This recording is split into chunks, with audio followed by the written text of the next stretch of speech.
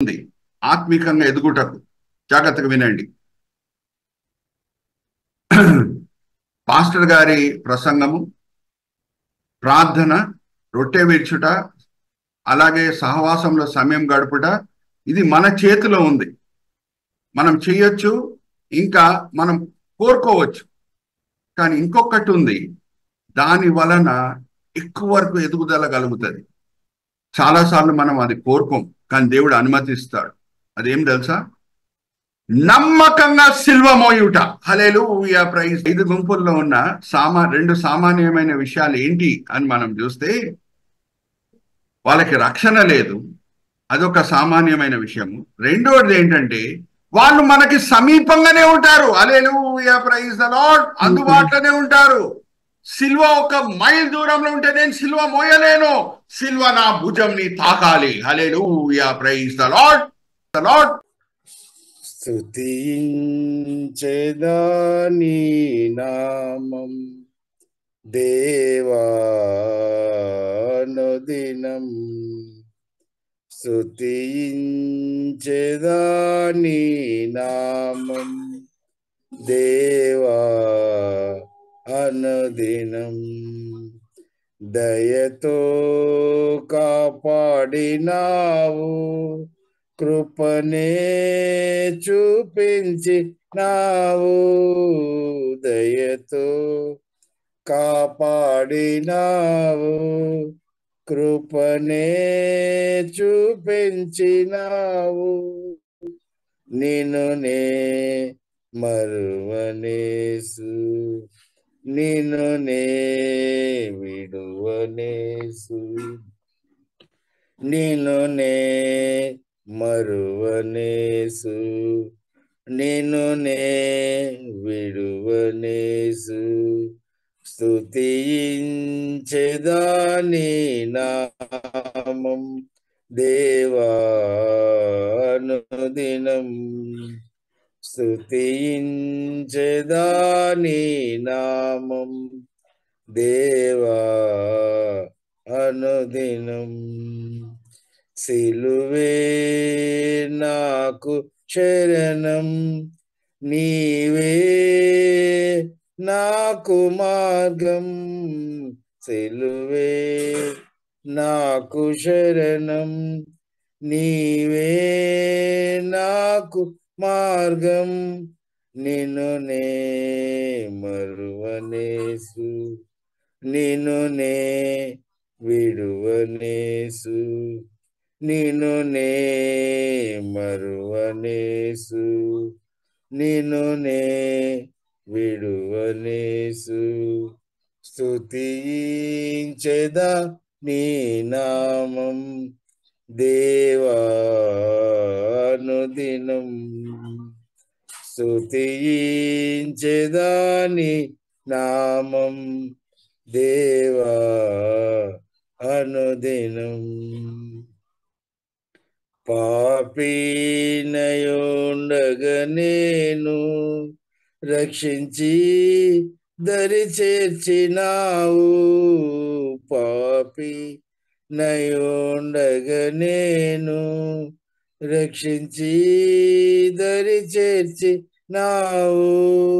నిన్ను నే మరువనేసు, నిన్ను నే విడువనేసు, నిన్ను నే మరువనేసు, నిన్ను నే విడువనేసు.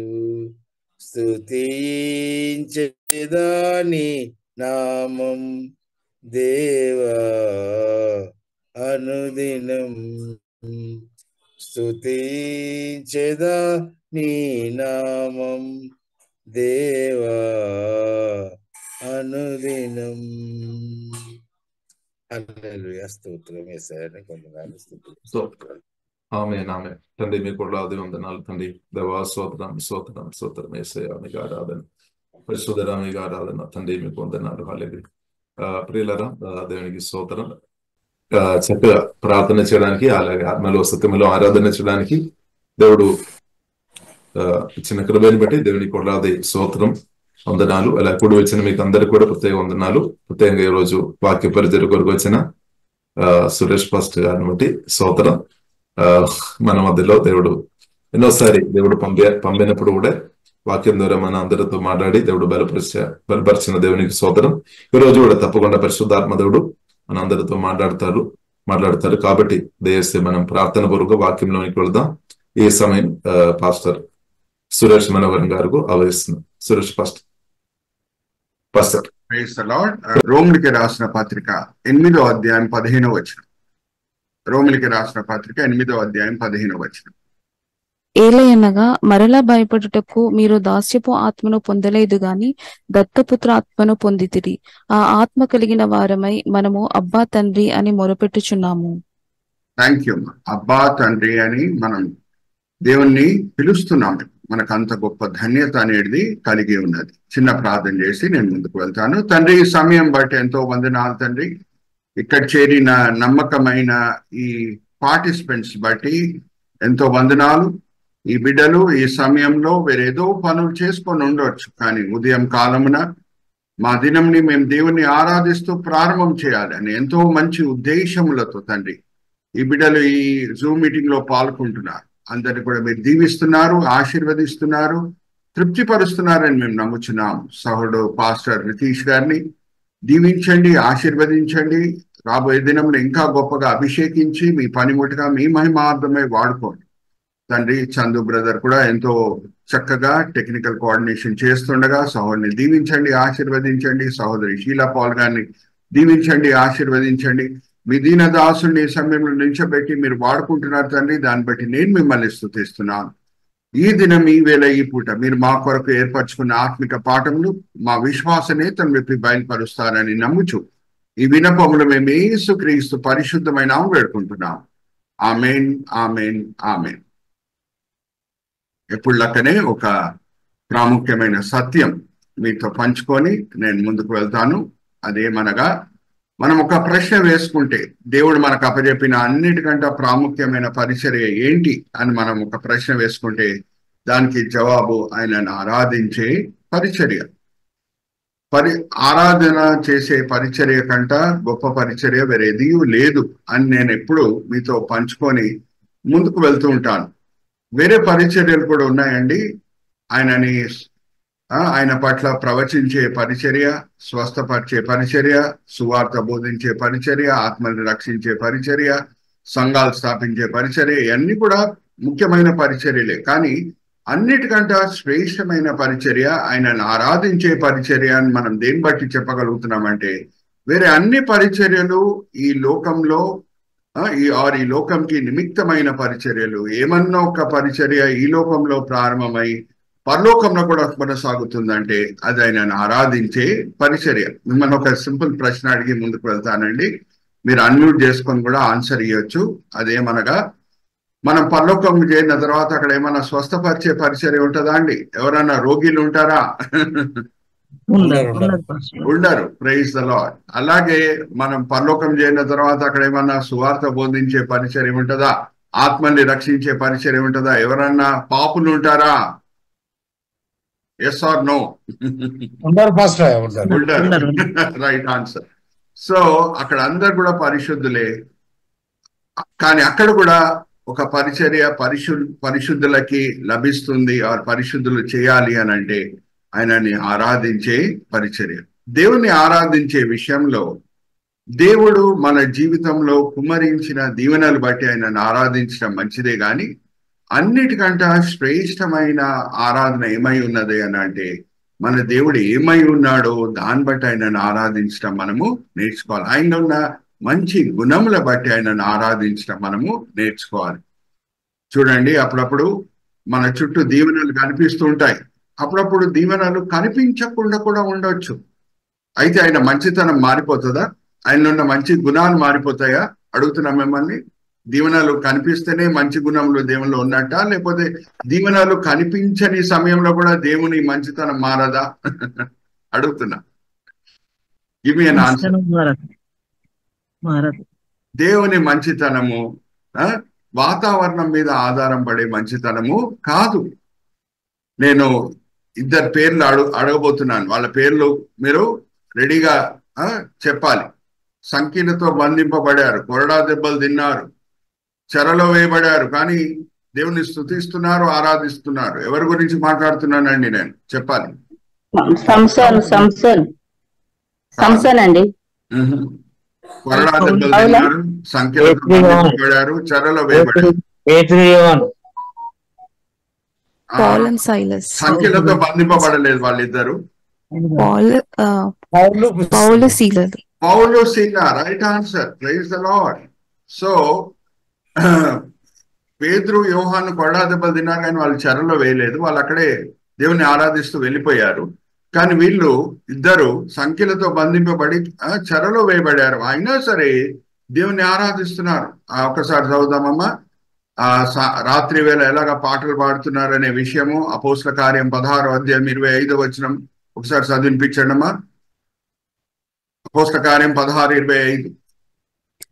అయితే మధ్యరాత్రి వేళ పౌలును సీలయు దేవునికి ప్రార్థించుచు కీర్తనలు పాడుచుండిరి, ఖైదీలు పాడుతున్నారు. హల్లెలూయా, ప్రైజ్ ది లార్డ్. ఇంకా చూడండి, దేవుని మంచితనం మారదు, అన్ని సమకూడి మన మేలు కొరకే జరుగుతుందనే సత్యము నెరవేర్పు అక్కడ మనం చూస్తున్నాం. జస్ట్ 5 వచనాలు దాటి 30వ వచనంకి వస్తే అక్కడున్న జైలు అధికారి స్పందన ఎలాగుండింది? అరే, వీళ్ళు ఇంత భయంకరమైన పరిస్థితుల్లో కూడా దేవుణ్ణి ఆరాధిస్తున్నారంటే వీళ్ళ దేవుడు చాలా గొప్ప దేవుడు అని ఎలాగా స్పందిస్తున్నాడు ఒకసారి మనం చూద్దామమ్మా. 16:30వ వచనం. వారిని వెలుపలికి తీసుకుని వచ్చి, అయ్యలారా, రక్షణ పొందుటకు నేనేమి చేయవలెనా నేను?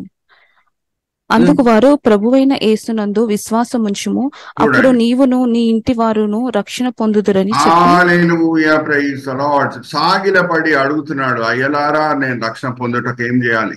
నేను ఇప్పుడు మిమ్మల్ని ఇంకొక ప్రశ్న కూడా అడుగుతున్నానండి. ఈ ఆరాధించే పరిచర్యలో ఉన్న శ్రేష్టత ఏంటంటే, వాళ్ళ ఆ సమయంలో ఆ జైలు అధికారికి ఏమైనా సువార్త బోధించారండి? ఏమైనా ఆల్టర్ కాల్ ఇచ్చారా? ఎవరెవరు యేసుక్రీస్తు ప్రభువాన్ని సొంత రక్షకుడుగా అంగీకరించాలని కోరుకుంటున్నారో కుడి చేయి ఎత్తి చూపించండి అని ఏమైనా అడిగారా? హల్లెలూయా, ప్రైజ్ ది లార్డ్. దేవునితో ఉన్న సమీపమైన సంబంధం, దేవునితో ఉన్న లోతైన సంబంధము వాళ్ళ క్రియలలో కనిపిస్తున్నది. హల్లెలూయా, ప్రైజ్ ది లార్డ్. సో అది ఆ జైలు అధికారి మనసుని కదిలింపజేసింది. సో ఆరాధనకి మించిన పరిచర్య వేరేది లేదు. అంతకి నేను ఎప్పుడు చెప్పను. ఏ వాక్య పరిచర్య తర్వాత మీరు చేతులు ఎత్తి చూపించండి ఎవరెవరు యేసుక్రీస్తు ప్రభువాన్ని సొంత రక్షకుడుగా అంగీకరించాలని కోరుకుంటున్నారు, కుడి చేతి చూపించండి అని చెప్పటంలో ఏం తప్పేం లేదు. ఏ సేవకుడన్నా, ఏ బోధకుడన్నా, ఏ సువార్థికుడన్నా, ఏ కాపరి అన్నా ఆ పని కూడా చేయాలి. కానీ ఒక మనస్ని ప్రభావితం చేసే పరిచర్య ఏంటంటే కష్టమైన పరిస్థితుల్లో కూడా దేవుణ్ణి ఆరాధించడం. సో మన దేవుడు ఏమై ఉన్నాడో దాన్ని బట్టి ఆయనను ఆరాధించడం మనం నేర్చుకోవాలి. ఇంకొకటి ఏంటంటే, మన దేవుల్లో ఉన్న ఒక గొప్ప సర్వజ్ఞానంతో కూడిన ఒక విషయం ఏమనగా, ఆయన సందర్భం తగ్గట్టు మాట్లాడే దేవుడై ఉన్నాడు. మన యేసుక్రీస్తు ప్రభువారు మనం చూస్తే గలీలియా సముద్రం పక్కన శిష్యుల చేతిలో వలలు ఉన్నాయి.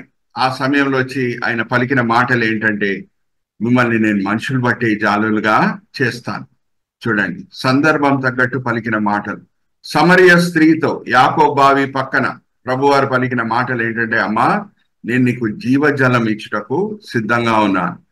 ఇంకా మనం చూస్తే లూకా సువార్త 13వ అధ్యాయం 1-3 వచనాలు నేను సహోదరి షీలా పాల్ గారితో చదివినిపిస్తాను. ఒక హాట్ న్యూస్ ఉంది, ఫ్లాష్ న్యూస్ ఉంది, అందరు దాని గురించే మాట్లాడుకుంటున్నారు. నేను ఇంకొక ప్రశ్న కూడా అడుగుతానండి మిమ్మల్ని. అనుకుందాము, గోదావరి ఎక్స్ప్రెస్ వైజాగ్ వెళ్తూ ఉంటుంది కదా, హైదరాబాద్ నుంచి బయలుదేరి సురక్షితంగా వైజాగ్ చేరింది అనుకోండి. నెక్స్ట్ డే పేపర్లో పడుతుందమ్మా, లేకపోతే దారిలో యాక్సిడెంట్ అయితేనే పడుతుందా?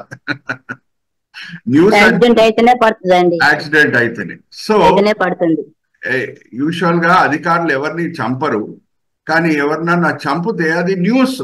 ఒకసారి చదవండమ్మా, లూకా సువార్త 13వ అధ్యాయం 1-3 వచనాలు. ఆ సందర్భంని కూడా తీసుకొని, ఆ ఫ్లాష్ న్యూస్ ని తీసుకొని ప్రభువారు చక్కగా మారు మనసుతో కూడిన సందేశం పలుకుతున్నారు. చదవమ్మా. పిలాతు గలిలయులైన కొందరి రక్తము వారి బలులతో కలిపి ఉండెను. ఆ కాలమున అక్కడనున్న కొందరు ఆ సంగతి యేసుతో చెప్పగా ఆయన వారితో ఇట్లనెను, ఈ గలిలయులు అట్టి హింసలు పొందినందున వారు గలిలయులందరికంటే పాపులని మీరు తలంచుచున్నారా? కారని మీతో చెప్పుచున్నాను. మీరు మారు మనస్సు పొందని ఎడల మీరందరూను అలాగే నశింతురు. మీరు మారు మనస్సు పొందకుండా ఉంటే ఇలాగే నశించరు. అది హాట్ న్యూస్ ఆ టైంలో.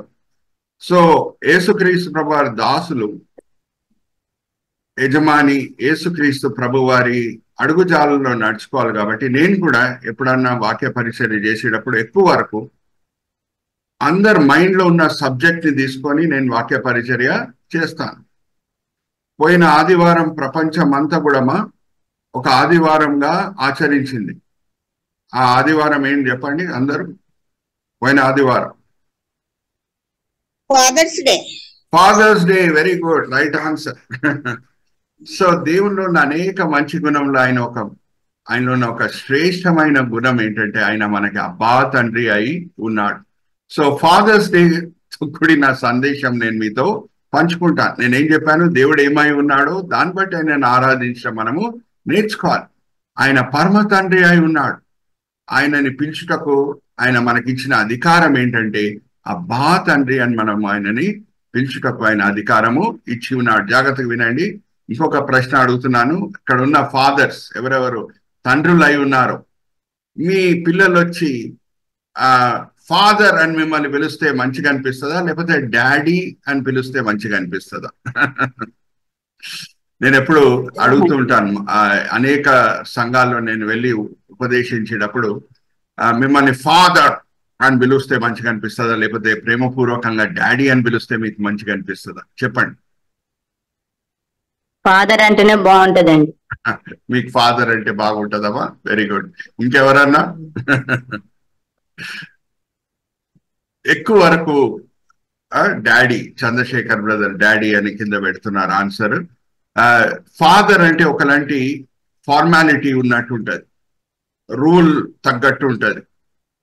కానీ డాడీ అంటే అటాచ్మెంట్ ఎక్కువ కనిపిస్తూ ఉంటుంది, ఇన్ఫార్మాలిటీ ఉంటుంది దాంట్లో. ఏమనంటే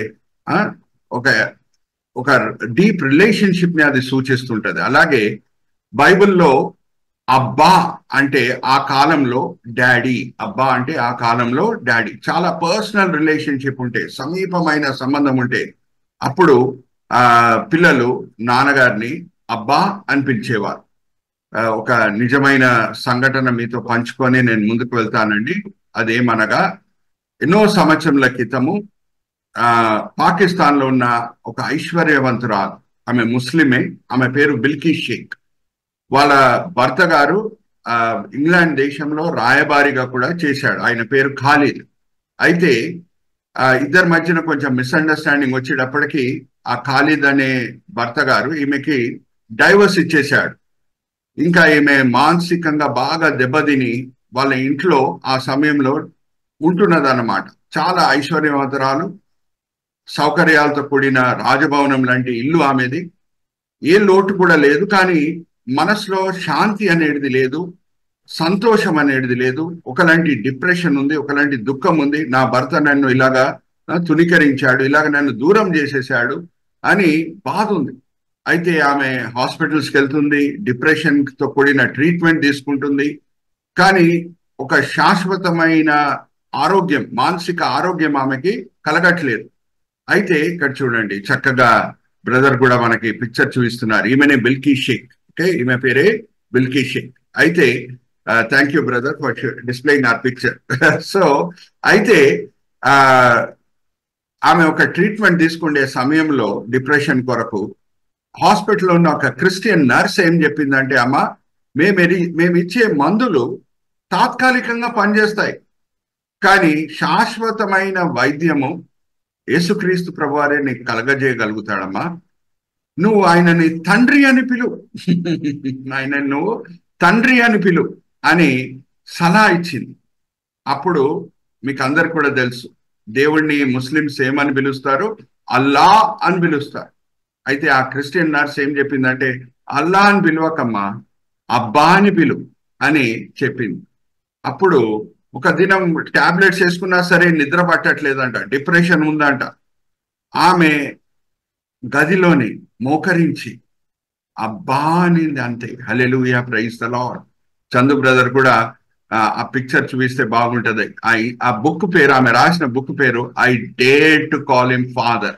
ఎందుకంటే ముస్లిమ్స్ కి ధైర్యం చాలదు అల్లా అని అబ్బా అని పిలుచుట, కానీ ఆమె రాసిన పుస్తకం పేరే I dared to call him father by Bilquis Sheikh అని ఉంటది. చాలా మంచి పుస్తకము, మీకు ఎక్కడ దొరికినా సరే అది చదవండి. ఎప్పుడు అబ్బా నిందో దేవుని సన్నిధి అక్కడ దిగి వచ్చింది. ఆమె కళ్ళల్లో నీళ్లు కారుతున్నాయి. అంటే దుఃఖంతో కూడిన కన్నీరు కాదు, కానీ సంతోషంతో కూడిన కన్నీరు. మనసంతా కూడా మనశ్శాంతి ఉంది. ఇక్కడ చూడండి, బ్రదర్ చూపిస్తున్నారు చూడండి, I dare to call him father. చూడండి, ముస్లిం కాబట్టి బుర్కా వేసుకొని ఉంది. అయితే మనసులో వర్ణించలేని సంతోషం వచ్చేసింది, మనసులో వర్ణించలేని ఆనందం వచ్చేసింది. అప్పటి నుంచి పరమ తండ్రి నామే అబ్బా అని పిలవటం స్టార్ట్ చేసింది. సో మన దేవుల్లో ఉన్న అనేక మంచి గుణంలో ఒక మంచి గుణం ఏంటంటే ఆయన మనకు అబ్బా తండ్రి అయి ఉన్నాడు. మన అవసరతలని పూర్తి చేసే దేవుడై ఉన్నాడు. అది భౌతిక అవసరతలే కాదు, ఆర్థిక అవసరతలే కాదు, సామాజిక అవసరతలే కాదు, లోతైన ఆత్మిక అవసరతలు కూడా. హల్లెలూయా, ప్రైజ్ ది లార్డ్. యేసుని మనం ఎప్పుడన్నా వెంబడించాలంటే ఆయన రక్షకుడు అని మనం వెంబడించాలి. ఆయన రాజ్యం, ఆయన నీతిని వెతుకుతే వేరే అవసరతలన్నీ కూడా ఆయన పూర్తి చేస్తాడు. సో ఈ దినము స్లైడ్ షో చందు బ్రదర్ మనకు చూపిస్తారు. నేను వైతో ఎండ్ అయ్యే సబెడింగ్స్ నేను వాడుతున్నానండి. మీరు చివరిలో నేను అడిగినప్పుడు మీరు చెప్పగలగాలి నేను వాడే సబెడింగ్స్ అన్ని కూడా, నేను వాడిన సబెడింగ్స్ అంతా కూడా ఏంటనేది చందు బ్రదర్ మనకు స్లైడ్ షో చూపిస్తారు. ప్రారంభంతో Father's Day special is the head line.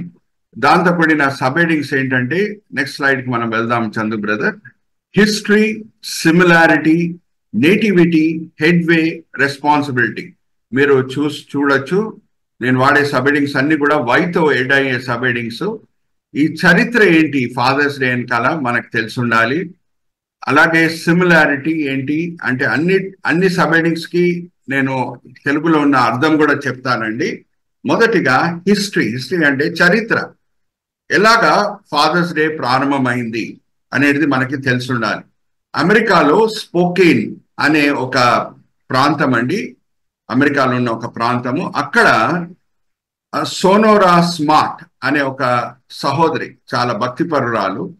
ఆమె ఒక ఆదివారం దినంన తల్లుల దినం గురించి సందేశం వింటుంది. ఆ దినము అమెరికా దేశంలో తల్లుల దినం ఆచరిస్తున్నారు. మంచి సందేశం, మనసుని కదిలింపే సందేశం ఆమె వింటున్నది. అప్పుడు ఆమెకు వచ్చిన తలంపు ఏంటంటే తండ్రుల దినం కూడా మనము ఆచరించాలి. ఒక తల్లి ఎంత త్యాగపూర్వకంగా ఒక కుటుంబంని పోషిస్తుందో, ఒక కుటుంబం పట్ల కలిగి ఆమె జీవితం జీవిస్తుందో, అలాగే ఒక తండ్రి కూడా చేస్తున్నాడు. ఇంకా చెప్పాలంటే ఆమె తండ్రి పేరు, ఆ సోనోరా స్మార్ట్ అనే సహోదరి, ఆమె తండ్రి పేరు విలియం స్మార్ట్. వాళ్ళ కుటుంబ చరిత్ర ఏంటంటే, ఈమె తండ్రి గారి పేరు విలియం స్మార్ట్, ఆమె తల్లి గారి పేరు ఎలెన్ స్మార్ట్. ఇద్దరికి 6 పిల్లలు. 6వ కొడుకు కన్నప్పుడు ఆ ఎలెన్ స్మార్ట్ గారు చనిపోయారు. సోనోరా స్మార్ట్ గారి తల్లి గారు 6వ సంతానంని కన్న సమయంలో చనిపోయారు. అయితే 6 పిల్లలు వీళ్ళకి, ఎలెన్ స్మార్ట్ కి, సోనోరా స్మార్ట్ కి. ఇంకా ఈ విలియం స్మార్ట్ గారు ఇంకొక పెళ్లి ఏం చేసుకోకుండా ఈ 6 పిల్లలని ఎంతో శ్రద్ధతో ఆయనే పెంచాడు. హల్లెలూయా, ప్రైజ్ ది లార్డ్. నేను మిమ్మల్ని ఒక ప్రశ్న అడుగుతున్నానండి, 6 పిల్లలని ఓన్లీ తండ్రి పెంచడం అది సులభమైన పనా అండి, ఆరు కష్టమైన పనా? 6 సంతానంని తల్లి కూడా లేకుండా, భార్య కూడా లేకుండా ఒకే వ్యక్తి పెంచుట అది సులభమైన పనా, కష్టమైన పనా? చెప్పాలి. Is it an easy task? చాలా కష్టమైన పని కదా.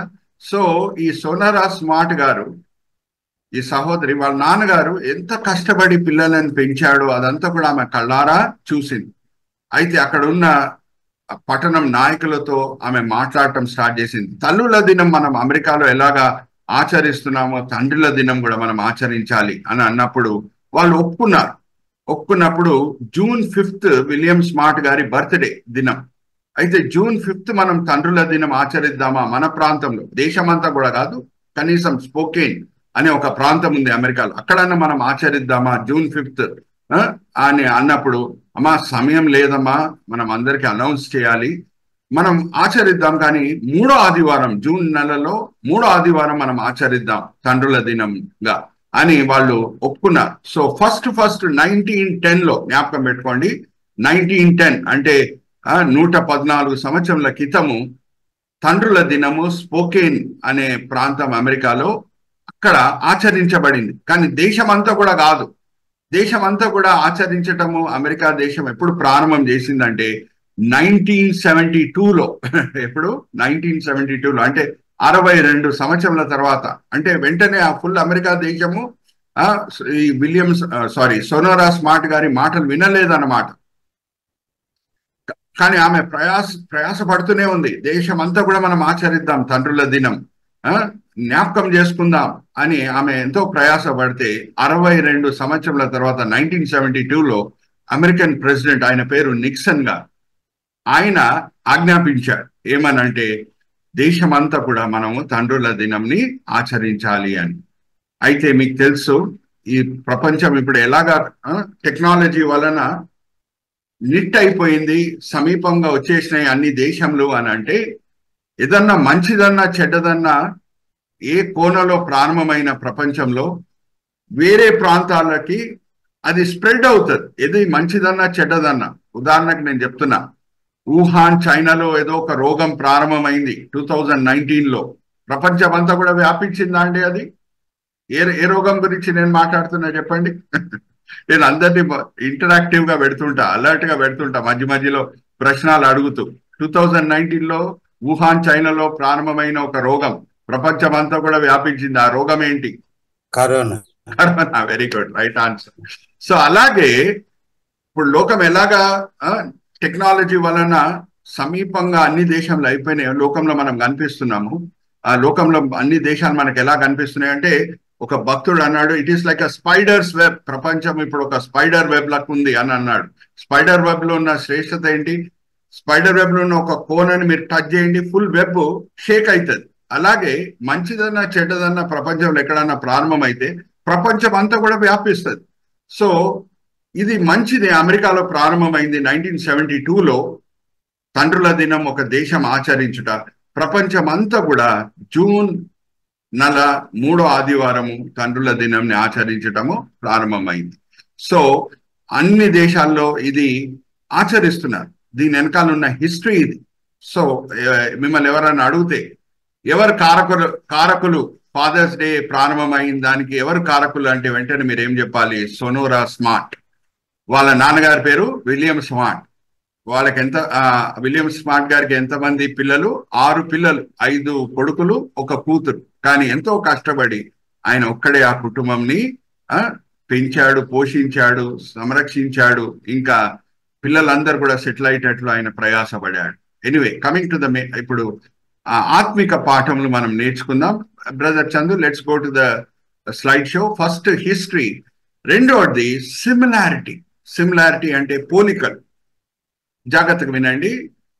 యేసుక్రీస్తు ప్రభువారు ఇంకా సంఘం మధ్యనున్న సమీపమైన సంబంధంని 4 B's తో మనం అర్థం చేసుకోవచ్చు. 4 B's ఏంటి? నేను ఇంగ్లీష్లో చెప్పి తెలుగులో చెప్తాను. కొలోసీలకు రాసిన పత్రిక, ఇక్కడ చూడండి, నేను స్క్రిప్చర్ పోర్షన్స్ మెన్షన్ చేస్తున్నాను. చందు బ్రదర్ కూడా కర్సర్ పెట్టి చూపిస్తున్నారు చూడండి. కొలోసీలకు రాసిన పత్రిక 1వ అధ్యాయం 18వ వచనం మనం చదివితే, యేసుక్రీస్తు ప్రభువారు శిరస్సు ఉంటే మనము శరీరమై ఉన్నాం. We are the body of Christ. మరి అలాగే యోహాను సువార్త 15వ అధ్యాయం 1-4 వచనాలు మనం చదివితే, ఆయన ద్రాక్షవల్లి అయి ఉంటే మనం తీగలమై ఉన్నాం. If is the vine, we are the branches. First B ఏంటంటే బాడీ, సెకండ్ బి ఏంటంటే బ్రాంచెస్. అలాగే ఎఫీసీయులకు రాసిన పత్రిక 2వ అధ్యాయం 19 ఇంకా 20 వచనాలు మనం చదివితే, మనము ఒక కట్టడ అయి ఉంటే యేసుక్రీస్తు ప్రభువారు ఆ కట్టడకి మూలరాయి అయి ఉన్నాడు. If are the building, is the corner stone. అలాగే ఎఫీసీయులకు రాసిన పత్రిక 5వ అధ్యాయము 22వ వచనం నుంచి మనం చదివితే 33వ వచనం వరకు, మనము పెళ్లి కుమార్తె అయి ఉంటే ఆయన పెళ్లి కుమారుడు అయి ఉన్నాడు. Hallelujah, praise the Lord. If you are the bride, he is the bridegroom. మరి చెప్తున్నాను, 4 Bలు. మొదటిగా బాడీ, మనం శరీరం అయి ఉంటే ఆయన శిరస్సు అయి ఉన్నాడు. రెండోది, ఆయన ద్రాక్షావళి అయి ఉంటే మనము తీగలమై ఉన్నాం, వీఆర్ ద బ్రాంచెస్. మూడోది, మనము కట్టడ అయి ఉంటే if are the building, he is the corner stone, ఆయన మూలరాయి అయి ఉన్నాడు. నాలుగోది, మనం పెళ్లి కుమార్తె అయి ఉంటే ఆయన పెళ్లి కుమారుడు అయి ఉన్నాడు. మనం బ్రైడ్ అయి ఉంటే ఆయన బ్రైడ్ రూమ్ అయి ఉన్నాడు. ఇంత సమీపమైన సంబంధం ఉంది కాబట్టి జాగ్రత్తగా వినండి, ఆయనకి మనకి పోలికలు తప్పవు. ఇంత సమీపమైన సంబంధం. యేసుక్రీస్తు ప్రభువారి జీవితంలో ఏం జరిగిందో మన జీవితంలో కూడా జరుగుతుంది. హల్లెలూయా, ప్రైజ్ ది లార్డ్. ఇప్పుడు ఆయన జీవితంలో జరిగిన కొన్ని సంఘటనలను మీ ముందు తీసుకొని వస్తున్నాను. అదే క్రైస్తవుని జీవితంలో కూడా జరుగుతుంది. అప్పుడే మనము పరమ తండ్రిని అబ్బా తండ్రి అని పిలుచుటకు వీలుంటది. ఇప్పుడు చూడండి, ఫస్ట్ నేను ఇంకొక సబ్ హెడింగ్కి నేను వెళ్తున్నాను. సిమిలారిటీ తర్వాత నేటివిటీ అంటే జన్మం. యేసుక్రీస్తు ప్రభువారి జన్మము అద్భుతం. కన్యకకి పుడుతున్నాడు. అలాగే ప్రతి క్రైస్తవుని ఆత్మిక జన్మం కూడా అద్భుతమే. షీలా పాల్ సహోదరితో నేను ఈ వాక్య భాగం చదివిస్తున్నాను. యోహాను సువార్త 1వ అధ్యాయం 12వ వచనం నుంచి 13వ వచనం. ఎవరెవరు యేసుక్రీస్తు ప్రభువారిని సొంత రక్షకుడుగా అంగీకరిస్తున్నారో వాళ్ళు అద్భుత రీతిగా జన్మిస్తారు. అది శరీర ఇచ్చతో జరిగిన కార్యం కాదు, మనిషి ఇచ్చ వలన జరిగే కార్యం కాదు, అది పరిశుద్ధాత్మ కార్యం. ఒకసారి తీయండమ్మా, యోహాను సువార్త 1వ అధ్యాయం 12-13 చదవండమ్మా. తన్ను ఎందరు అంగీకరించిరో వారందరికీ, అనగా తన నామమునందు విశ్వాసం ఉంచిన వారికి దేవుని పిల్లలగుటకు ఆయన అధికారం అనుగ్రహించును. వారు దేవుని వలన పుట్టిన వారే గాని రక్తం వలనైనను శరీరేచ్ఛ వలనైనను మనుష్య ఇచ్ఛ వలనైనను పుట్టిన వారు కారు. Hallelujah, praise the Lord. ఇది ఆత్మిక కార్యం, ఇది పరిశుద్ధాత్మ శక్తి వలన జరిగే కార్యం. Hallelujah, praise the Lord. So ఈ దినము మనం పరీక్షించుకుందాం, మనము ఆ అద్భుతమైన జన్మం పొంది ఉన్నామా? యేసుక్రీస్తు ప్రభువారిని సొంత రక్షకుడుగా అంగీకరిస్తేనే ఈ కొత్త జీవితము మనము పరమ తండ్రి నుంచి పొందుతాం. ఎలాగా యేసు, ఇక్కడ చూడండి కొన్ని వాక్య భాగంలో నేను డిస్ప్లే చేశాను, చందు బ్రదర్ కూడా చూపిస్తారు.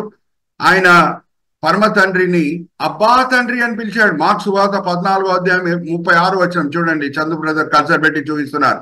గెత్సెమనీ తోట దగ్గర యేసుక్రీస్తు ప్రభువారు చేసిన ప్రార్థన, అబ్బా తండ్రి, వీలైతే ఈ గిన్నెని నువ్వు తీసివేసే, కానీ నీ చిత్తమే జరుగును గాక, అబ్బా తండ్రి అని ఆయన పిలుస్తున్నాడు. సో మనం ఎప్పుడు యేసుక్రీస్తు ప్రభువారిని సొంత రక్షకుడుగా అంగీకరిస్తామో, యేసుక్రీస్తు ప్రభువారి ఆత్మ అంటే పరిశుద్ధాత్మ దేవుడు మన హృదయంలో నివసిస్తాడు.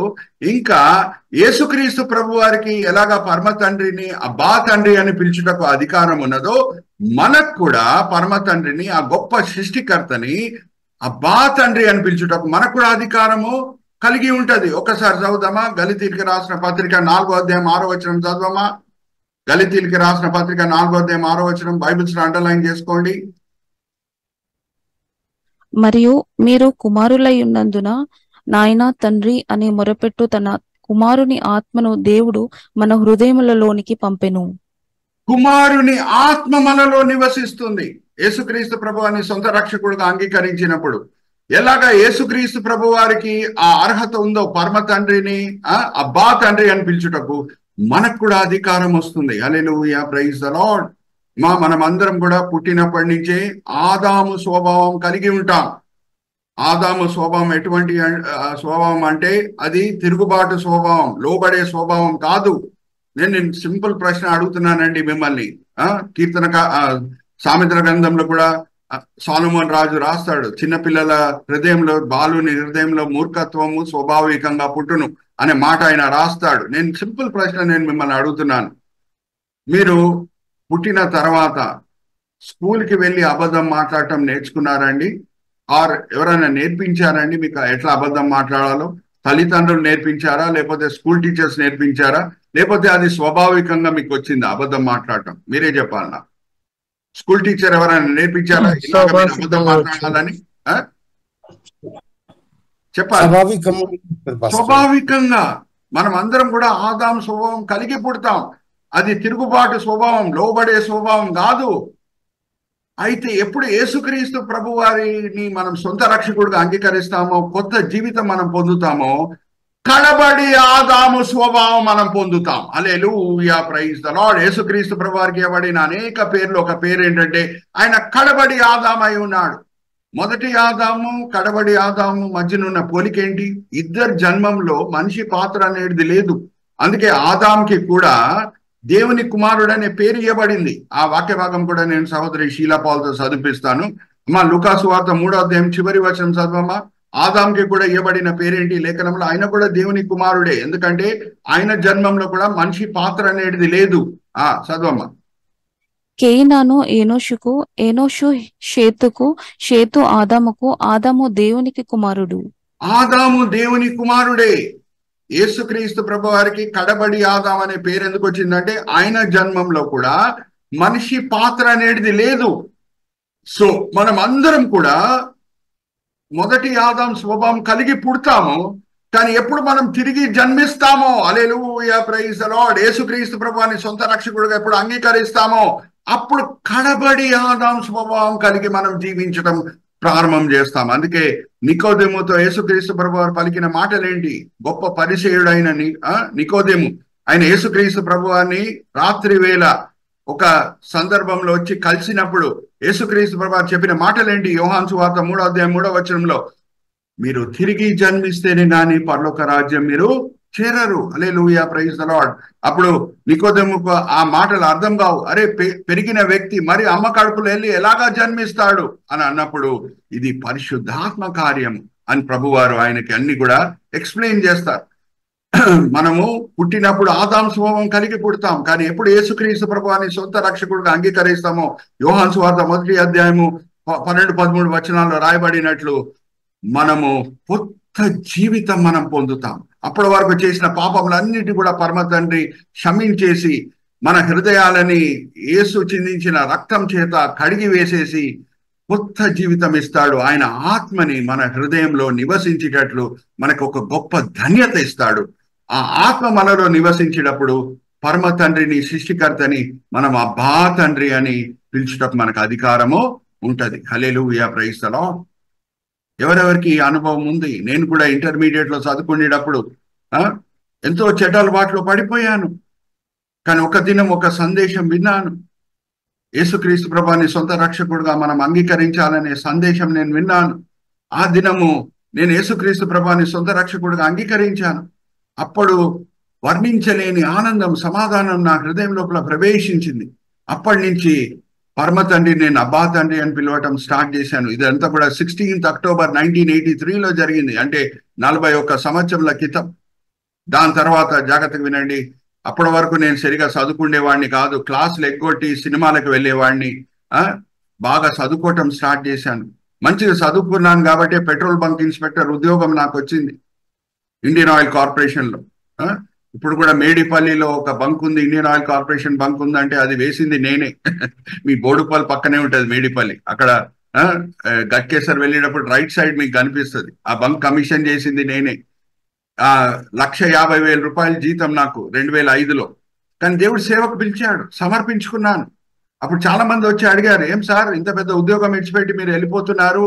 Pensionable job, central government job, ఎవరికి ఉద్యోగాలు దొరకని సమయంలో మీరు ఉద్యోగం ఇచ్చిపెట్టి వెళ్ళిపోతున్నారు, ఎందుకు వెళ్ళిపోతున్నారు సార్ అని అడిగినప్పుడు నేను ఒకటే చెప్పాను, యేసుక్రీస్తు ప్రభువారు నన్ను ఇంటర్మీడియట్ లో చదువుకునేటప్పుడు మార్చకుండా ఉంటే నేను ఒక తీహార్ జైల్లో ఉండేవాడిని. అన్ని చెడ్డ అలవాట్లు నేను కలిగి ఉన్నాను. ఆయన నన్ను మార్చాడు కాబట్టి నేను చదువుకోగలిగాను. ఆయన నన్ను మార్చాడు కాబట్టి నాకు ఈ ఉద్యోగం వచ్చింది. ఆయనే నన్ను సేవకు పిలుస్తున్నాడు. ఈ ఉద్యోగం ఇచ్చిపెట్టి నేను సేవకు వెళ్తానని చెప్పాను. Hallelujah, praise the Lord. Are you all understanding? So జాగ్రత్తగా వినండి. మనకి ఈ మారు మనసు పొందిన అనుభవం ఉందా? ప్రతి క్రైస్తవుని జీవితంలో జాగ్రత్తగా వినండి, PCAD అనుభవం అనేది ఉంటది.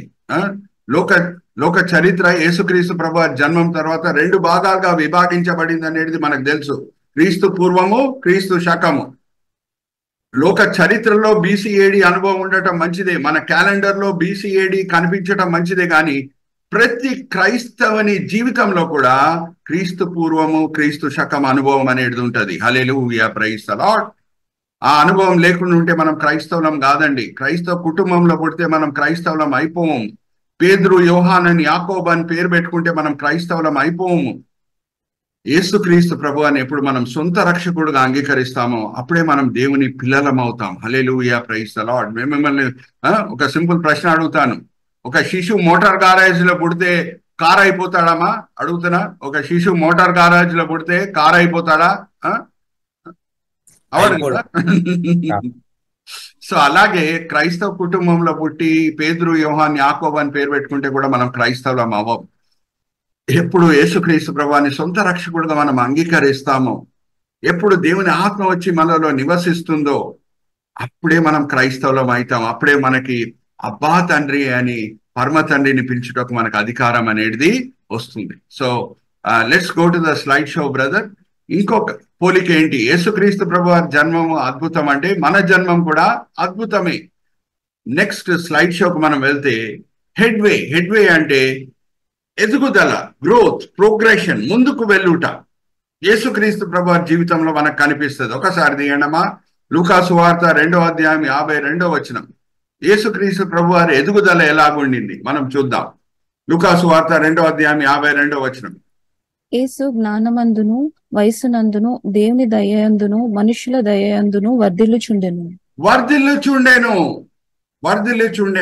ఇప్పుడు నేను మిమ్మల్ని ఒక ప్రశ్న అడుగుతాను. ఇక్కడ తల్లిదండ్రులు ఉన్నారు, మమ్మీ డాడీ అందరు కూడా ఉన్నారు. మీకు దేవుడు గర్భఫలం ఇచ్చి ఒక శిశువుని ఇస్తే ఒక 3-4 సంవత్సరాల తర్వాత కూడా, జాగ్రత్తగా వినండి, 3-4 సంవత్సరాల తర్వాత కూడా ఫిజికల్ ఎదుగుదల లేకుండా ఉంటే, మాటలు సరిగా మాట్లాడకుండా ఉంటే, మనం పలికే మాటలని ఆ శిశువు అర్థం చేసుకోకుండా ఉంటే కంగారు కలగదండి పేరెంట్స్ కి?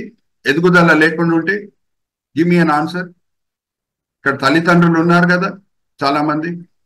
ఉంటది పాస్టర్, కంగారు కలుగుతుంది. కంగారు, అరే ఏంటి ఎదుగుదల లేదేంటి? యేసు వర్ధిల్లేను అనే మాట ఉంది. నేనేం చెప్పాను? యేసు ప్రభు వారికి క్రైస్తవులకి పోలికలు తప్పవు, ఎందుకంటే అంత సమీపమైన సంబంధం మనం కలిగి ఉన్నాం. ఆయన జన్మము అద్భుతము అని అంటే మన జన్మం, ఆత్మిక జన్మం కూడా అద్భుతమే. దాని తర్వాత ఆయన వర్ధిల్లుతూనే వెళ్ళాడు. మనుషుల దయందును దేవుని దయందును వర్ధిల్లేను, ప్రోగ్రెస్ ఉంది, హెడ్వే ఉంది అని అంటే మన క్రైస్తవ జీవితంలో కూడా ఎదుగుదల అనేది ఉండాలి. హల్లెలూయా, ప్రైజ్ ది లార్డ్. ఆది సంఘం క్రైస్తవులు ఎలాగ ఎదిగారంట ఒకసారి మనం చూద్దాం. వాళ్ళు చేసిన కార్యములు ఏంటి, దాని వలన వాళ్ళు ఎదిగారు. చూడండి, చిన్న పిల్లలు పుట్టంగానే వాళ్ళకి పాలు ఇవ్వబడుతుంది, ఆహారం ఇవ్వబడుతుంది. ఎదుగుదల కలిగించే ఆహారము తల్లిదండ్రులు ఇస్తారు. సో మనకి ఆత్మిక ఎదుగుదల కలిగే ఆహారం ఏంటి? అపోస్తల కార్యం 2వ అధ్యాయం 42వ వచనం సహోదరి చదివి వినిపిస్తారు షీలా పాల్ గారు. వీరు అపోస్తుల బోధయందును సహవాసమందును రొట్టె విరుచుటయందును ప్రార్థన చేయుటయందును ఎడతెగకయుండిరి. వాళ్ళు ఆదివారం టు ఆదివారం క్రైస్తవులు కాదండి. ఆదివారం సంఘంలో కనిపించి మరి వారమంతా కూడా పాస్టర్ గారికి కనిపించకుండా మరి ఇంకొక ఆదివారం కనిపించే క్రైస్తవులు కాదు. ఆది సంఘం, యెరూషలేం సంఘంలో ఉన్న క్రైస్తవుల్లో ఉన్న శ్రేష్టత ఏంటంటే వాళ్ళ అపోస్తల బోధయందును సహవాసమందును రొట్టె విచ్చినందును ప్రార్థనందును ఎడతెగగా ఉండిరి. హల్లెలూయా, ప్రైజ్ ది లార్డ్. అది ఆత్మిక ఆహారం, అది ఎదుగుదలకి కారణమై ఉంటది. ఎదుగుదల లేకుండా ఉంటే యేసు పోలికలు మనకి రావు. యెరూషలేం సంఘంలో క్రైస్తవులు ఎంత మంచిగా ఎదిగారో కొరింథు సంఘంలో అలాగే ఎదగట్లేదు. అందుకు పౌలు భక్తుడు చాలా కంగారు పడుతున్నాడు. ఎందుకంటే అక్కడ ఉన్న సంఘ సభ్యుల మధ్యన ఏకత్వం కనిపించట్లేదు. రెండు క్రైస్తవుల మధ్యన వైరమే ఆయన కనిపిస్తున్నది, కొట్లాడుకుంటున్నారు, ఏకత్వం లేదు. అందుకు పౌలు భక్తుడు కంగారుతో పలికిన మాటలు ఏంటి ఒకసారి మనం చూద్దామా? 1 కొరింథీ 3వ అధ్యాయం 1-2 వచనాలు చదివినిపించమ్మా. 1 కొరింథీ 3వ అధ్యాయం 1-2 వచనాలు. ఎదుగుదల లేదు అక్కడ. సహోదరులారా, ఆత్మ సంబంధులైన మనుషులతో మాట్లాడినట్లు నేను మీతో మాట్లాడలేకపోతిని. శరీర సంబంధులైన మనుషులే అనియు క్రీస్తునందు పసిబిడ్డలే అనియు మీతో మాట్లాడవలసి వచ్చెను. అప్పటిలో మీకు బలము చాలకపోయినందున పాలతోనే మిమ్మును పెంచితిని గాని అన్నముతో మిమ్మును పెంచలేదు. చూడండి, పాలతో పెంచాల్సి వస్తుంది. అమ్మా, మనం అందరం కూడా స్కూల్కి వెళ్ళాం, అవునా కాదా? ఫ్రెండ్స్ తో పాటు లంచ్ కూర్చొని తిన్నాం, అవునా కాదా? 4th క్లాస్ 5th క్లాస్ మనం వచ్చేసాం అనుకుందాం. ఆ సమయంలో కూడా లంచ్ టైంలో మిల్క్ బాటిల్ ఇంటి నుంచి తీసుకొని వచ్చి తాగితే ఏమనుకుంటారు వేరే స్నేహితులు? ఆహారం జీర్ణం అయితే లేదు, తల్లిపాలనే తాగాలి. నేను అందుకే ఇంకా మిల్కే తాగుతున్నా 4th క్లాస్కి వచ్చి కూడా అని అంటే అందరు గేలి చేయరు. ఒకసారి ఆలోచించండి, పౌలు భక్తుడు మనసులో ఉన్న కంగారు. ఏ కొరింథీ సంఘ సభ్యులారా, మీరు ఇంకా పసిపిల్లల వలె ఉన్నారు. యేసు గుణంలో నాకు కనిపిస్తలేదు. మిమ్మల్ని నేను పాలతోనే పోషించాల్సి వస్తుంది, సరి అయిన ఆహారము మీరు జీర్ణం చేసుకుంటలేరు అని కంగారు కలిగి ఆయన రాసిన పత్రిక ఇది. హల్లెలూయా, ప్రైజ్ ద లార్డ్.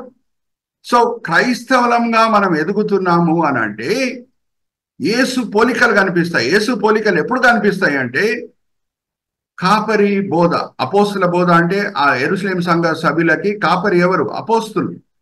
వాళ్ళ బోధ ఎందు, సహవాసమందు, రొట్టె విల్చుట ఎందు, అలాగే ప్రార్థన ఎందు మనం ఎడతెగగా ఉన్నామా? ఇదంతా కూడా మన ఎదుగుదలకి ఆహారమై ఉంటది. ఆర్ యు ఆల్ విత్ మీ? కొరింథీ సంఘంలో ఆ ఎదుగుదల పౌలుకి కనిపిస్తలేదు. ఇంకా ఇంకొక ముఖ్యమైన కారణం ఉంది ఆత్మీకంగా ఎదుగుటకు. జాగ్రత్తగా వినండి. పాస్టర్ గారి ప్రసంగము, ప్రార్థన, రొట్టె విర్చుట, అలాగే సహవాసంలో సమయం గడుపుట, ఇది మన చేతిలో ఉంది. మనం చేయొచ్చు, ఇంకా మనం కోరుకోవచ్చు. కానీ ఇంకొకటి ఉంది, దాని వలన ఎక్కువ వరకు ఎదుగుదల కలుగుతుంది. చాలాసార్లు మనం అది కోరుకోం, కానీ దేవుడు అనుమతిస్తాడు. అదేం తెలుసా? నమ్మకంగా సిల్వ మోయుట. హల్లెలూయా, ప్రైజ్ ద లార్డ్. నేనేం చెప్పాను? యేసుక్రీస్తు ప్రభు వారికి మనకి పోలికలు తప్పవని చెప్పానా? ఆయన జన్మం అద్భుతము, ఆయన ఎదుగుదల ఉండింది, ఆయన సిల్వ మోసాడు. మనం కూడా సిల్వ మోస్తే యేసు లాంటి సహనము, యేసు లాంటి ఆశా నిగ్రహము, యేసు లాంటి తగ్గింపు, యేసు లాంటి ఓర్పు కలిగి ఉంటాం. హల్లెలూయా, ప్రైజ్ ద లార్డ్. జాగ్రత్తగా వినండి. పౌలు భక్తుడు శ్రమల బట్టి నేను అతిశయిస్తాను అని అంటున్నాడు. ఎందుకు? యేసు గుణములు ఆయనలో అధికంగా పుడుతున్నాయి. ఒకసారి తీయండమ్మా, రోమిలికి రాసిన పత్రిక 5వ అధ్యాయం 3-4 వచనాలు. సిల్వ మోయుట అంటే ఏంటి? అది కూడా మనం అర్థం చేసుకోవాలి. హెడ్వే కింద, టాపిక్ కింద. అంతేకాదు శ్రమ ఓర్పును, ఓర్పు పరీక్షను, పరీక్ష నిరీక్షణను కలుగజేయునని ఎరిగి శ్రమల యందును అతిశయపడుదము. శ్రమల బట్టి నేను అతిశయిస్తున్నాను. హల్లెలూయా, ప్రైజ్ ద లార్డ్. ఎందుకంటే యేసు గుణములు నాలో పుడుతున్నాయి. మా సిల్వ మోయటం అంటే ఏంటి? సిల్వ మోయటం అంటే అన్యాయంకి గురి అవుట, అబద్ధాలకి గురి అవుట, అవమానాలకి గురి అవుట, కానీ దెబ్బకి దెబ్బ కొట్టకుండా ఆ శత్రుల పట్ల కూడా కంగారు కలిగి ఉండుట, ఆత్మిక కంగారు కలిగి ఉండుట, వాళ్ళని ప్రేమించుట. Hallelujah, praise the Lord. Are you all understanding? సిల్వ మోయుట అంటే ఏంటి? అప్పుడప్పుడు సామాజికంగా మనం ఓడిపోవచ్చు, కానీ ఎప్పుడు మనం దెబ్బకి దెబ్బ కొట్టకుండా శత్రువులను ప్రేమిస్తూనే ఉంటామో తండ్రి దృష్టిలో మనం గెలుస్తాం. హల్లెలూయా, ప్రైజ్ ద లార్డ్. సామాజికంగా ఓడిపోయినా సరే. 2 వాక్య భాగములు నేను చదివిస్తున్నాను. అమ్మా చదవండి అమ్మా. లూకాసు వార్త 23వ అధ్యాయం 23వ వచనం. లూకాసు వార్త 23. అయితే వారొకే పట్టుగా పెద్ద కేకలు వేసి వీనిని సిలువ వేయమని అడుగగా వారి కేకలే గెలిచెను. వాళ్ళ కేకలే గెలిచెను. పొంతి పిలాతుకి మనసు ఒప్పుకుంటలేదు. నిర్దోషమైన యేసుక్రీస్తు ప్రభు వారిని సిలువ మరణంకి అప్పజెప్పుటకు పొంతి పిలాతు మనసు ఒప్పుకుంటలేదు. కానీ యేసుక్రీస్తు ప్రభు వారు శత్రువులు ఏం చేశారంట? కేకలు వేశారంట, సిలువ వేయండి, సిలువ వేయండి. అప్పుడు వాళ్ళ కేకలే గెలిచెను. నిర్దోషమైన యేసు సిలువకు అప్పజెప్పబడేను అంటే ఏం గెలిచెను? అన్యాయం గెలిచెను, న్యాయంకి విరోధంగా. అబద్ధాలు గెలిచెను, నిజంకి విరోధంగా. అన్యాయం గెలిచెను న్యాయంకి విరోధంగా. Are you all understanding? So సిల్వ మోయుట అంటే అప్పుడప్పుడు మనం అన్యాయంకి గురి అవుతూ ఉంటాం, అబద్ధాలకి గురి అవుతూ ఉంటాం. అప్పుడు మనం దెబ్బకి దెబ్బ కొట్టకుండా యేసుక్రీస్తు ప్రభు వారి వలె న్యాయంగా తీర్పు ఇచ్చే దేవుని చేతిలో అన్ని అప్పజెప్తూ శత్రువులను కూడా మనం ప్రేమిస్తూ ముందుకు సాగే సమయంలో తండ్రి దృష్టిలో మనం గెలుస్తాం. హల్లెలూయా, ప్రైజ్ ద లార్డ్. సామాజికంగా ఓడిపోయినా సరే తండ్రి దృష్టిలో మనం గెలుస్తాం. అందుకే యేసుక్రీస్తు ప్రభు వారు పలికిన మాటలు ప్రకటన గ్రంథం 3వ అధ్యాయం 21వ వచనం చదవమ్మా.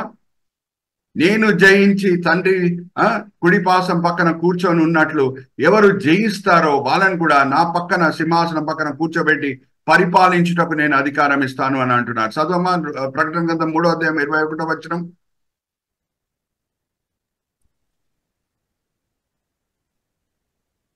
నేను జయించి నా తండ్రితో కూడా ఆయన సింహాసనమందు కూర్చుండి ఉన్న ప్రకారము జయించువానిని నాతో కూడా నా సింహాసనమందు కూర్చుండనిచ్చెదను.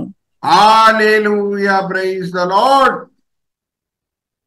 సో మనం క్రైస్తవులంగా ఎదగాలి అని అంటే దేవుడు అప్పుడప్పుడు అనుమతించిన సిల్వని మనము సనగకుండా మోయాలి. హల్లెలూయా, ప్రైజ్ ద లార్డ్. దేవుడు సర్వజ్ఞాని కాబట్టి జాగ్రత్తగా వినండి. కొన్ని శ్రమలను అనుమతిస్తాడు. సామాన్యంగా ఇప్పుడు చూడండి, నేను 5 గుంపులను మీ ముందు తీసుకొని వస్తున్నాను. ఈ 5 గుంపుల్లో ఉన్న 2 సామాన్యమైన విషయాలు ఏంటో మీరు నాకు చెప్పాలి. శ్రమలు సామాజికంగా సామాన్యంగా వీళ్ళ వల్లనే మనకు లభిస్తాయి. మొదటిగా రక్షణ లేని పొరుగువాడు. ఎవరి వలన వస్తుంది? రక్షణ లేని పొరుగువాడు. రెండో గుంపు ఏంటంటే రక్షణ లేని యజమానులు. రక్షణ లేని యజమానులు ఎక్కడ మనం పనిచేస్తున్నామో మన బాసెస్ కి రక్షణ లేదు అని అంటే మన పవిత్రమైన కార్యములు, మన పవిత్రమైన జీవితం వాళ్ళకి అర్థం కాదు. వాళ్ళు కూడా మనల్ని శ్రమ పెడుతూనే ఉంటారు. మూడవది రక్షణ లేని ఇంటి వాళ్ళు. రక్షణ లేని ఇంటి వాళ్ళు, వాళ్ళ వలన కూడా మనకి శ్రమలు లభిస్తాయి. నాలుగవది రక్షణ లేని ప్రభుత్వం.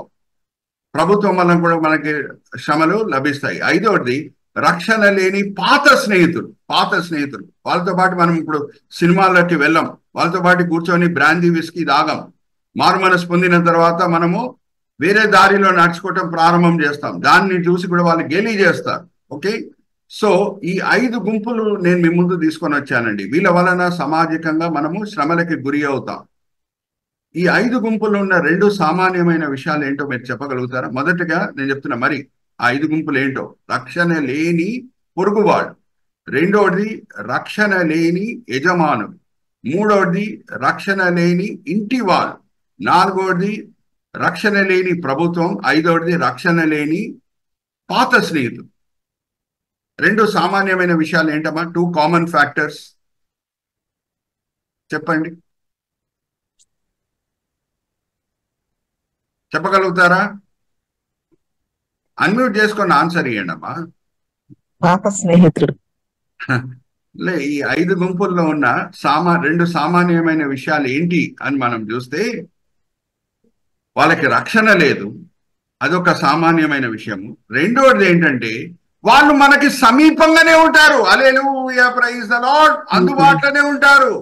సిల్వ 1 మైల్ దూరంలో ఉంటే నేను సిల్వ మోయలేను. సిల్వ నా భుజంని తాకాలి. Hallelujah, praise the lord. సిల్వ 1 mile దూరంలో ఉంటే మీరు మోస్తారమ్మా? సిల్వని మోయలేరు. సిల్వ మీ భుజంని తాకాలి. వీళ్ళు ఎప్పుడు అందుబాటులోనే ఉంటారు. దేవుడు అనుమతిస్తారు వాళ్ళని మన జీవితంలో ఉండుటకు, మన ఆత్మిక మేలు కొరకు. Hallelujah, praise the Lord. Are you all understanding? అమ్మా, చిన్నప్పుడు నేను యథార్థంగా ఒప్పుకుంటున్నా, ఇంజెక్షన్ ఇచ్చినప్పుడు నేను ఏడ్చాను. మీరు అందరు కూడా ఏడ్చారా? నొప్పితో కూడిన అనుభవం కదా ఇంజెక్షన్ తీసుకుంటుట. నేను ఏడ్చానని యథార్థంగా ఒప్పుకుంటున్నా. మీరు కూడా ఒప్పుకుంటారా? ఇంజెక్షన్ తీసుకున్నప్పుడు చిన్నప్పుడు మీరు ఏడ్చారా లేదా? అందరూ ఒప్పుకుంటున్నారు యథార్థంగా. కానీ ఈ వయసులో ఇంజెక్షన్ తీసుకునేటప్పుడు మనం ఏడవం. ఎందుకంటే దాని వలన లాభం ఏంటో మనకు అర్థమైంది కాబట్టి. సత్యం మనల్ని స్వతంత్రులుగా చేయును. యోహాను సువార్త 8వ అధ్యాయం 30వ వచనం. సత్యం మనల్ని స్వతంత్రులుగా చేయును. ఎప్పుడు సిల్వ మోయటం మనకి మేల్కరం అని మనం అర్థం చేసుకుంటామో, సిల్వ మోసే సమయంలో మనం దేవునికి విరోధంగా సనగం. హల్లెలూయా, ప్రైజ్ ద లార్డ్. ఎందుకంటే దానివల్ల నాకు ఆత్మిక ఎదుగుదల కలుగుతున్నది. యేసు సహనం నాలో పుడుతుంది, యేసు ఓర్పు నాలో పుడుతుంది, యేసు తగ్గింపు నాలో పుడుతుంది, యేసు ఆశా నిగ్రహం నాలో పుడుతుంది. Hallelujah, praise the Lord. Are you all with me? So Yesu క్రైస్తవులు ఇద్దరి మధ్యన పోలికలు తప్పవమ్మా. ఆయన జన్మం అద్భుతం, మన జన్మం అద్భుతం. ఆయన వర్ధిల్లాడు, మనం కూడా ఆత్మికంగా ఎదగాలి. ఆయన సిల్వ మోసాడు, మనం కూడా సిల్వ మోయాలి. అయితే చివరి సబ్-హెడింగ్కి మనం వద్దాము. రెస్పాన్సిబిలిటీ అంటే అధికారము, బాధ్యతలు. యేసుక్రీస్తు ప్రభువారి జీవితంలో ఇంకా పోలికలు మనం గమనిస్తే, ఆయన ఆరోహణమై వెళ్ళాడు, మనం కూడా ఆరోహణమై వెళ్తాం. ఆయన రెండో రాకడ తర్వాత ప్రపంచంని పరిపాలిస్తాడు, మనం కూడా ఆయనతో పాటు లోకంని పరిపాలిస్తాం. హల్లెలూయా, ప్రైజ్ ద లార్డ్. ప్రకటన గ్రంథం 20వ అధ్యాయం 4-6 వచనాలు చదవమా. యేసుక్రీస్తు ప్రభువారితో పాటు రెండో రాకడలో తిరిగి వచ్చే క్రైస్తవులందరూ కూడా ఆయనతో పాటు ప్రపంచంనే పరిపాలిస్తారు. హల్లెలూయా, ప్రైజ్ ద లార్డ్. చదవమా. అంతటా సింహాసనములను చూచితిని, వాటి మీద ఆసీనులయుండు వారికి విమర్శ చేయుటకు అధికారము ఇయ్యబడెను.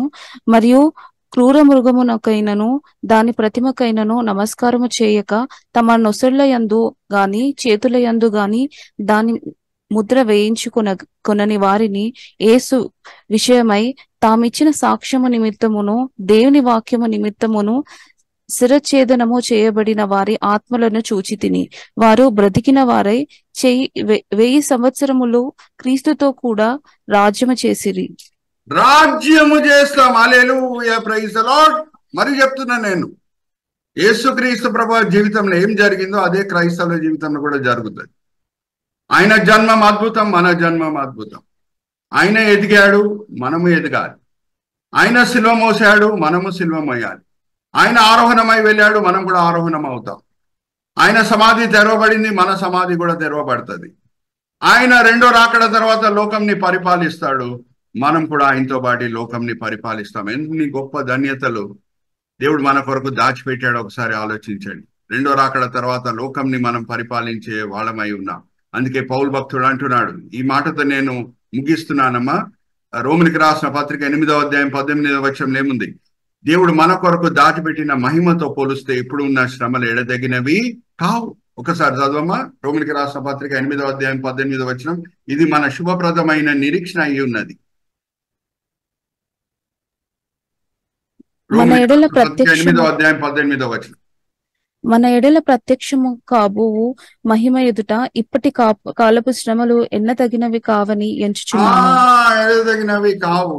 లోకంని మనం పరిపాలించే సమయంలో యేసుతో బాటి ఇప్పుడు సిల్వ మోయుటతో కూడిన శ్రమలు ఏమేమి ఉన్నాయో అది పెద్ద శ్రమలుగా మనకు అప్పుడు అనిపించవు. Are you all understanding? So జాగ్రత్తగా వినండి. ఈ తండ్రుల దినం సందర్భంలో నేను మీ ముందు తీసుకొని వచ్చిన సబ్-హెడింగ్స్ ఏంటో ఒకసారి గుర్తు చేసి నేను ముగిస్తున్నాను. What are the sub-headings?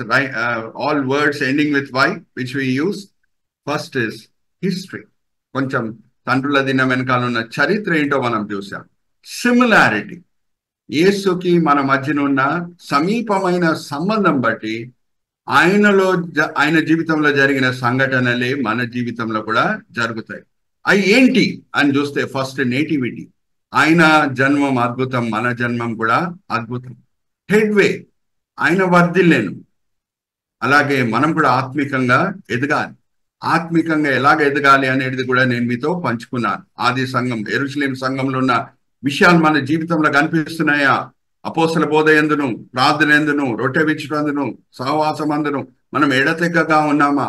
అలాగే యేసు నమ్మకంగా సిల్వ మోసాను, మనం కూడా నమ్మకంగా సిల్వ మోస్తున్నామా? అప్పుడు అన్ని ధన్యతలు, అన్ని గొప్ప ఆశీర్వాదాలకి మనం వారసులం అవుతాం. రెస్పాన్సిబిలిటీ వస్తుంది, అధికారం ఇస్తాడు దేవుడు.